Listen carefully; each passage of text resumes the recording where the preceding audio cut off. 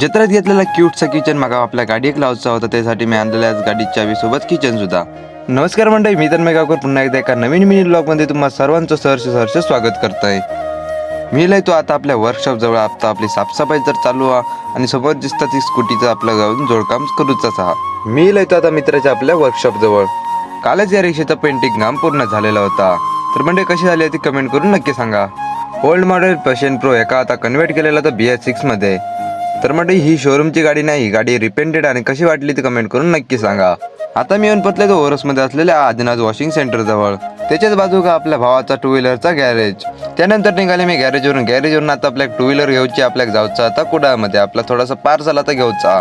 आता मी इलोय तो कुडामध्ये असलेल्या त्र्यंबक पेंट जवळ. रुपेश बॅन तर आपला पॅकअप तर केलेला होता, पण आपल्या पार्सल दिल्या.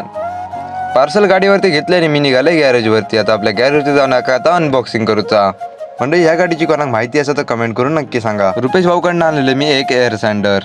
ह्या मशीनचा उपयोग खूप मोठ्या प्रमाणात केला जाता, कारण की पेंटिंग सेक्शन मध्ये घासकाम खूप इम्पॉर्टंट असता. व्हिडिओ लाईक करा, भेटूया नवीन व्हिडिओ मध्ये.